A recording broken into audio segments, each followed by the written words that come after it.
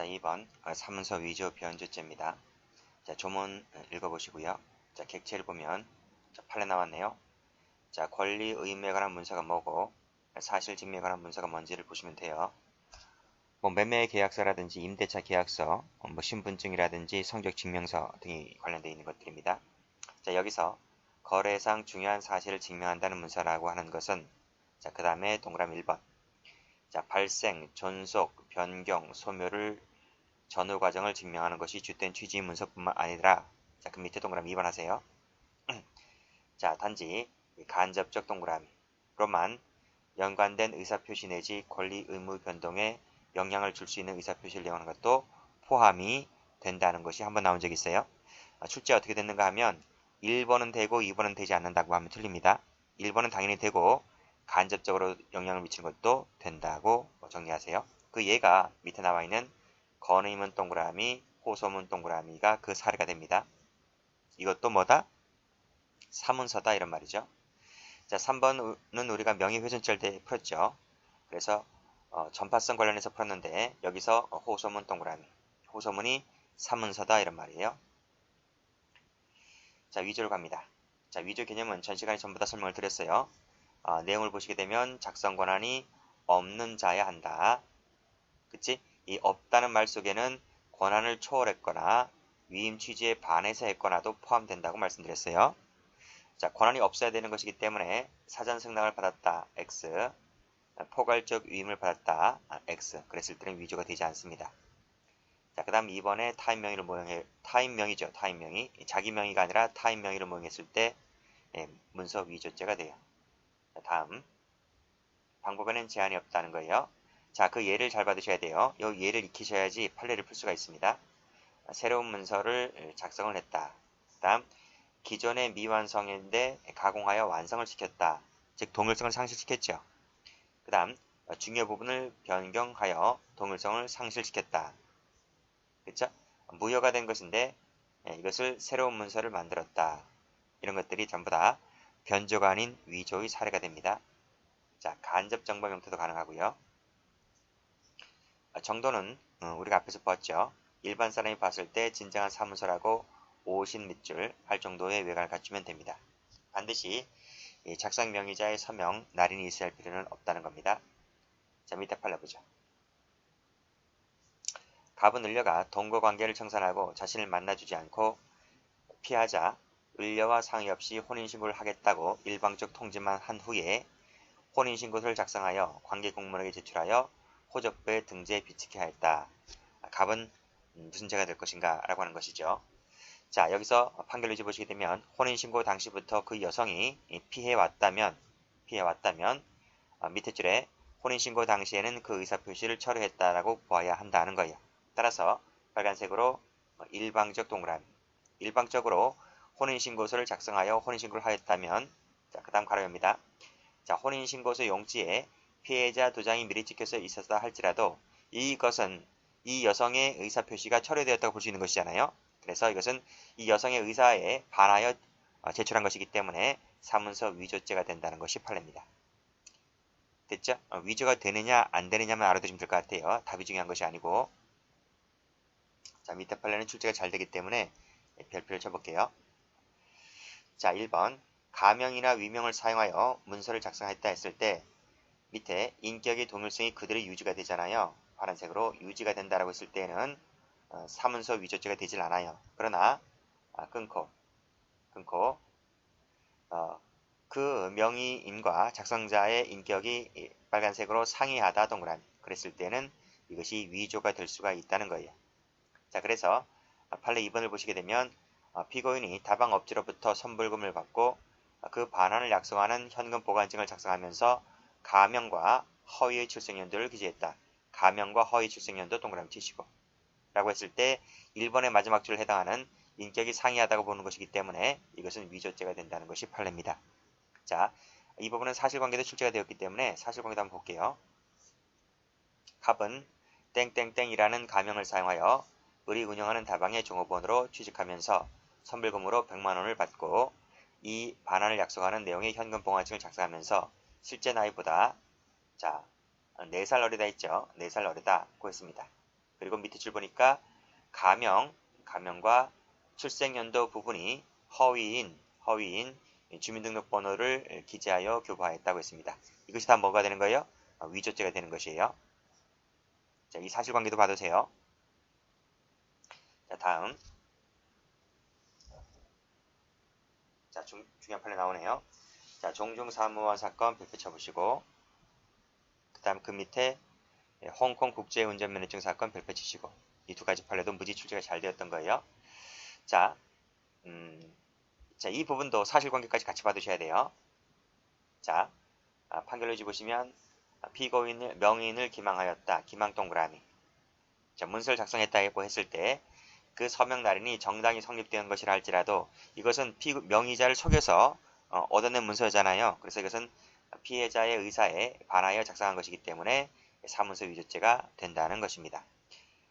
제가 전 시간에 설명드렸잖아요. 그 노트를 펴보시게 되면 여기서 권한이 없는 자가 하는 것, 위조, 변조, 작용 모형이 있는데 그 권한이 없다는 말 속에는 여기 4번 위임 취지에 반해서 하는 것도 뭐가 된다? 이것도 위조나 변조가 될 수 있다는 거예요.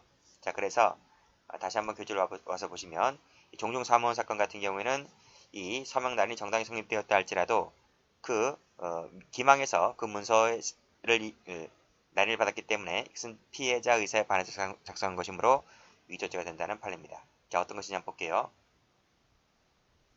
종중사무원 갑은 회의록을 임의로 작성하고는 종중원들 찾아가 다니면서 서명날을 받았었는데, 자, 밑에 줄 회의록의 내용 등에 관하여는 제대로 알려주지 아니하였다. 그렇죠? 제대로 알려주지 아니하인 채 밑에 서명날인을 받았다고 했습니다. 이것이 뭐예요? 이 부분이 바로 뭡니까? 여기 나와 있는 서명날인자의 의사에 반해서 문서를 작성한 것이기 때문에 위조죄다라는 거예요. 자, 다음. 자, 사실관계 볼까요? 갑은 행사할 목적으로 96년 8월달 자신의 아파트에서 홍콩 교통국장이 발행한 국제운전면허증에 붙어있던 의뢰사진을 떼어냈다. 이 사진을 떼어낸 것이 뭡니까? 그 자리에 자신의 사진을 붙인 것이 바로 이것이 동일성 상실시킨 것이기 때문에 중요 부분의 동일성을 상실시킨 것이기 때문에 위조라고 봐요. 그리고 홍콩 교통국장의 의뢰에 발행한 국제운전면허증은 전 시간에 배웠듯이 사문서다 이렇게 배웠습니다. 그쵸? 자, 그 다음 그러나 위 운전면허증은 을이 93년 2월 달에 발급받은 것으로서 그 유효기간은 1년이었기 때문에 당시에는 이미 유효기간이 경과한 것이었다는 거예요. 그래서 경과한 것이기 때문에 그것을 다시 위조해서 경과하지 않은 것처럼 했죠. 그래서 죽은 것을 살렸죠. 동일성을 상실시켰죠. 그래서 이것은 위조라고 보는 거예요. 자, 판결로지 보시게 되면 위조하였다는 운전면허증이 그 유효기간을 경과하였다. 경과 동그라미 치시고 그래서 경과하지 않은 것으로 바꿨죠. 자, 이것은 일반 사람이 보아하기 진정한 것으로 오신케 할 만한 충분한 정도의 외관을 갖춘 것이기 때문에 위조죄가 된다는 것이 판례입니다. 됐고, 자, 그 다음 위조가 되는 판례를 볼게요. 자, 1번을 보시면 정당할 권한이 없는 자가 권한 없는 자지 또는 권한을 초과했지 전부 다 뭐가 될 수 있어요? 위조 변조가 될 수가 있는 거예요. 밑에도 보면 2번에 갑교회를 탈퇴했으니까 어떻게 됩니까? 권한을 상실하게 된 거죠. 그치? 자, 3번도 보면 권한을 초월했다가 나와 있습니다. 전부 다 권한이 없는 자가 되는 거예요. 자, 그랬을 때 1번을 보시면 의사에 반했다 밑줄 보시고 2번도 보시게 되면 갑이 그 후 갑교회 명의로 타인 명의로 갑교회 소유 부동산을 자신에게 매도하는 내용의 매매계약서를 작성했다고 했을 때 사문서 위조죄가 된다. 즉 권한 없는 자가 타인 명의를 모용해서 문서를 작성했기 때문에 위조죄다 이런 말이고요. 자, 3번도 보시면 의사에 반했었기 때문에 사문서 위조죄가 되는 것입니다. 자, 다음 페이지 똑같죠? 빨간색으로 초월했다. 의사에 반했다. 밑에 초과했다. 그치? 다음 이 지배인이라고 하는 사람은 권한이 있는 사람인데 뒤에 한번 지배인 한 번 더 나올 겁니다. 권한이 있는 사람인데 그 권한을 범위를 벗어났다 했잖아요. 이거 월권이지 월권. 가로 열고 이꼴 월권이거나 권한을 초월했다고 볼 수 있는 거예요. 그래서 문서 위조죄가 나올 수가 있는 거예요. 자, 7번을 보시게 되면 7,500만 원이잖아요. 7,500만 원. 그런데 1억 5천만 원이기 때문에 이것이 뭐예요? 월권이죠. 월권. 월권이기 때문에 문서 위조죄가 될 수가 있는 거예요. 자, 8번에 보시면 자신이 신탁자로부터 증여받았을 뿐 명의 신탁받은 것이 아니라고 주장하는 상황 속에서 신탁자의 상속인이 수탁자의 동의를 받지 않고 동그라미. 작성 행사한 것은 위임 취지에 반해서 했기 때문에 위조죄가 될 수 있다는 판례. 자, 9번도 전혀 다르게 썼다. 10번을 보게 되면 약속음 작성에 사용하라고 인정을 겨우 받았는데 그대로 하지 않고 오히려 이의 신청 취하서를 작성했다라고 하는 것은 위임 취지에 반해서 썼다는 겁니다. 자, 11번도 1순위 해달라고 했으면 1순위 해줘야 될 것인데 2, 3번 순위 해줬죠. 자, 12번 보면 의사에 반해서 썼죠. 그 다음에 13번도 의사 위임 취지에 반해서 썼죠. 이런 것들이 전부 다 위조죄다 이렇게 보시면 돼요. 그치? 13번 보면 갑 명의로 해달라고 했으면 갑 명의로 변경을 해줘야 될 텐데 병 앞으로 위임 취지에 반해서 병 앞으로 해줬기 때문에 위조죄가 되는 것입니다. 14번 이 범죄 행위 관련된 거 있죠. 사기 범행을 목적으로 그 다음 특별배임죄의 범행의 목적으로 이런 것들 전부 다 범죄 행위 목적도 전부 다 위임 취지에 반해서 하는 것이기 때문에 전부 다 위조죄가 될 수가 있는 것이에요. 포괄적 승낙이 있다 할지라도 실제 분양되지도 않은 상가에 대해서 허위 내용의 문서를 작성하라고 하는 똑같이 범죄 행위 동그라미 치시고 전부 다 뭡니까? 위임 취지에 반해서 한 것이기 때문에 위조죄다 이런 말이. 자, 17번. 자, 타인 명의 신탁증서 한 통을 작성한 후에 마치 이를 다른 내용의 문서인 것처럼 그 타인에게 제시하여 날인을 받은 후에 이를 법원에 증거로 제출했다 했습니다. 여기서 다른 내용 동그라미. 그쵸? 위임 취지 반해서 한 거죠? 그 다음에 18번은 출제가 좀 되는 판례이기 때문에 체크 한번 해보시고요. 자, 문서가 원본인지가 중요한 거래에 있어서 그럼 원본인지가 중요한 거래이기 때문에 원본을 제출해야 되거든요. 그런데 원본을 제출하지 않고 이것을 복사를 떠서 빨간색으로 4번을 제출했다면 이것은 사문서 위조죄가 된다는 것이 판례입니다. 됐어요? 그 사례가 바로 2번인데 변호사인 피고인이 쭉 나와있지 사건을 수임하여 쭉 나와있지 그래서 복사표입니다. 복사한 이 경유증표를 소장에 첨부하여 접수하였다 했을 때 이 경유증표는 원본을 제출해야 되는데 복사한 4번을 제출했기 때문에 사문서 위조죄가 된다는 거예요. 이 경유증표라고 하는 것은 무엇인가 하면 이 변호사가 사건을 수임을 하잖아요. 그럼 수임을 하면 소속 변호사에서 발행하는 이 경유증표를 구매를 해서 첨부해서 제출을 해야 되는데 이 경유증표가 원본입니다. 원본. 우리가 식당 같은 경우에 가면 그 식권을 사서 그 식권을 내고 이제 식사를 하잖아요. 그럼 그 식권이라고 하는 것이 원본을 사서 제출해야 되지 그 식권을 복사를 떠서 복사본을 갖다 제출하면 되겠습니까? 안 되는 거죠. 경위증표도 마찬가지인 거예요. 경위증표도 원본 제출해야 되는 것이지 복사한 4번 제출하게 되면 사문서 위조죄가 되는 것이다. 이렇게 보시면 됩니다. 그 인터넷에서 그 경위증표라고 치면 사진이 한 장 나와요. 사진을 보시게 되면 그 쿠폰처럼 식권, 식당에 쓰는 식권처럼 생긴 것이 있는데 그거 참조하시면 될 것 같아요. 자, 19번 보시면 사자 명의 나와 있네요. 사자 명의로 된 문서를 작성함에 있어서 생전 중의 일자로 동그라미 소급하여 작성하였다면 역시 이것도 사문서 위조죄가 되죠. 그러니까 사자 명의이기 때문에 과거 날짜잖아요. 과거 날짜를 생전 중의 날짜로 바꾼 것이기 때문에 동일성을 상실시켰다는 것입니다. 그래서 위조죄가 될 수가 있는 것이에요. 자, 다음. 자, 20번도 마찬가지죠. 사망 동그라미 치시고. 사망하였다는 것이 하였는데 그 문서 명의자가 생존하고 있었다고 하는 점이 이 문서의 중요 내용을 이루고 있다는 거죠. 생존하고 있다는 것이 중요 내용을 이루고 있으면 생존한 날짜를 써야 될 텐데 근데 가만히 보니까 그분이 돌아가셨다는 거예요. 그런데 그 날짜를 현재 날짜로 바꿨다는 것 자체가 동일성을 상실시킨 것이기 때문에 위조죄다라는 것입니다. 됐고 그 다음에 21번부터 보면 사문서의 작성 명의자의 인장이 찍히지 아니하였다 할지라도 그 사람의 상호와 성명이 기재가 되었다면 자 빨간색으로 상호와 성명 동그라미 치시고 기재가 되었다면 그 명의자의 문서로 믿을 만한 형식과 외관을 갖춘 것이기 때문에 위조죄가 된다라고 봤습니다. 위조죄의 객체가 된다고 봤습니다. 자, 22번. 자, 이름과 주민등록번호, 주소가 적혀져 있었다. 그 다음에 23번. 믿기에 충분할 정도의 외관을 갖추고 있다는 거죠. 21번 다시 한번 보세요. 21번에는 뭐가 없나요? 명의자 인장이 찍혀져 있지 않았다. 22번 보시게 되면 날인이 없다. 23번 보시게 되면 인장이 찍혀져 있지 않았고 주민등록번호가 기재가 되어 있지 않았다 할지라도 밑에 진정한 사문서라고 믿기에 충분할 정도의 외관을 갖추고 있다면 이때는 객체가 된다는 판례. 24번 볼게요. 자, 다른 서류에 찍혀있던 갑의 직인을 칼로 오려내었다. 칼 동그라미 치시고 풀 동그라미 치시고. 그치? 그런데도 불구하고 얼마나 정교하게 했는지 마지막 줄 보시면 주의 깊게 관찰하지 아니하면 비정상적인 부분을 알아차기가 어려울 정도였다 했으니까 오신케 충분하죠? 그쵸? 이랬을 때는 객체가 될 수 있다는 판례가 되고요. 자, 23번을 보시게 되면 서명만 있다 동그라미, 26번 보시면 기명만 있다 동그라미, 그 다음 27번 보시면 서명 날인이 없다 동그라미.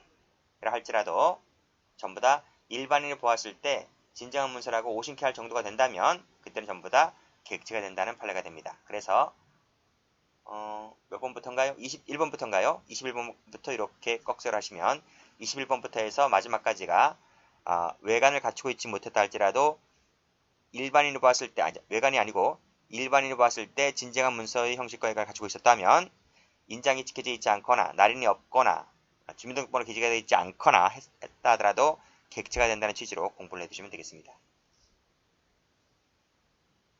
자, 다음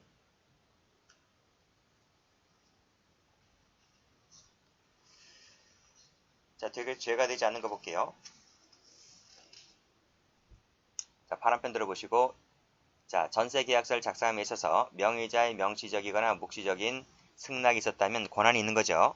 자, 승낙 세모 치시고 그 다음에 2번을 보시게 되면 대리자, 대표자죠. 그쵸? 권한이 있는 사람이지? 권한이 있는 사람이 지위를 남용했다. 남용이라는 말은 뭐예요? 권한이 있는 자가 하는 거예요. 그 다음 3번을 보시게 되면 역시 대표이사지? 대표이사니까 권한 있는 사람이지? 허위라 할지라도 대표권을 남용했다 할지라도 작성 권한이 있는 사람이 하는 것이기 때문에 위조죄가 될 수가 없죠. 그 다음 4번도 이사 3인이니까 이사는 뭐죠? 작성 권한 있는 사람이지? 그래서 위조죄가 될 수가 없고 5번도 대표이사야죠? 세무 치시고 밑에도 대표이사 세무 치시고 전부 다 작성 권한 있는 사람이기 때문에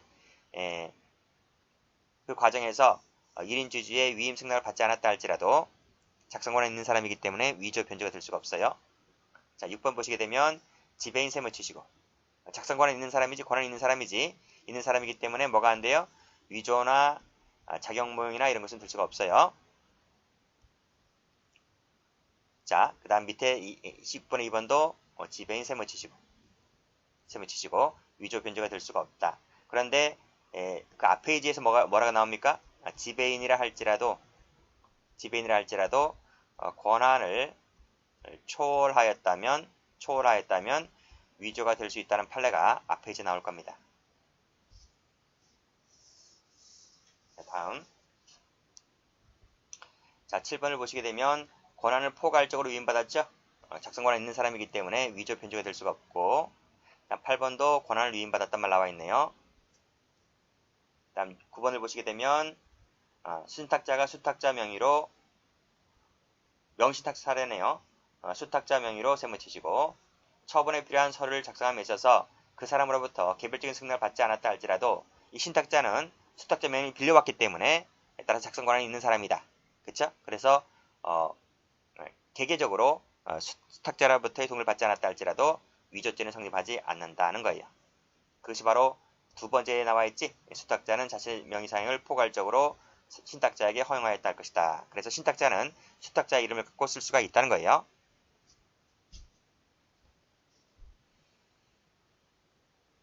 자, 10번 세금 계산상의 공급자인 갑은 세금 계산서의 공급자란에 뭐뭐라고 기재를 하였는데 이 세금 계산서의 작성권자가 누군가요? 작성권자는 이 공급자죠. 공급자다. 공급자는 그래서 이 세금 계산서를 쓸 수 있는 작성 권한이 있는 사람이죠. 근데 그 공급받는 잘 안에 다른 사람의 이름을 기재했다 할지라도 이 공급받는 자란에 임으로 다른 사람을 기재한 것은 이것은 위에 나와 있지 그 문서 내용의 일부에 불과할 뿐이다 라는 거예요. 그래서 이 공급자가 작성 권한이 있는 사람이기 때문에 공급받는 자란에 다른 사람 이름 기재했다 할지라도 위조죄가 될 수는 없는 판례다 하는 거예요. 자, 11번. 자, 피고인들이 공모하여 확인 서면의 등기 의무자란에 등기 의무자 을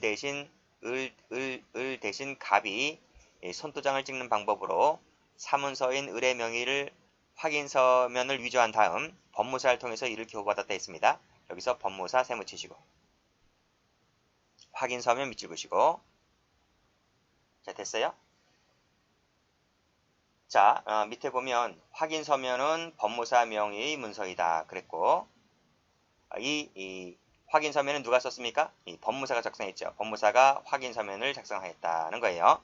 그러면 잘 읽어보셔야 돼요. 여기까지가 사실 관계인데 자, 확인 서면의 등기 의무자란에 을 대신 갑이 손도장을 찍는 방법으로 날인하였는데 이 부분은 뭐다? 이 부분은 문서의 내용에 불과했다.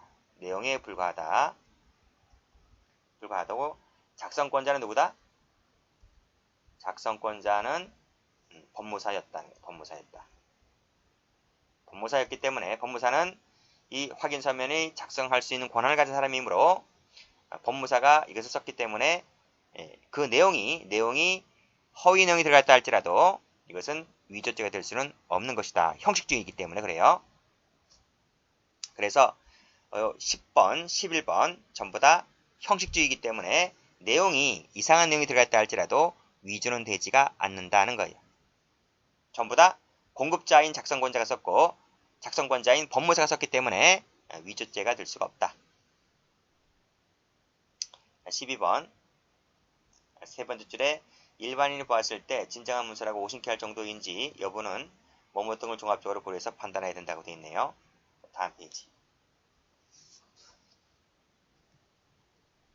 보시면 그 판례가 2번이죠. 작성 명의자의 서명이나 날인은 하지 않고 피고인이 자신의 이름으로 보호증인란에 서명 날인했다고 했을 때 이것은 일반 사람이 봤을 때 오심케 할 정도는 아니기 때문에 위조죄가 되지는 않는다는 판례가 돼요. 자, 그 다음 성명 주소만 기재가 되어 있을 뿐 날인은 없었다는 점. 그 밑에 소유자는 확정적으로 매매계약에 동의하지 않았다는 사실을 날인은 없었다는 점을 어떻게 쉽게 구별이 가능했다는 점 세무치시고 그랬다고 한다면 이것은 일반인이 봤을 때 진정한 문서라고 오심케 할 정도가 되지 않았기 때문에 위조죄가 되지 않는다는 판례입니다.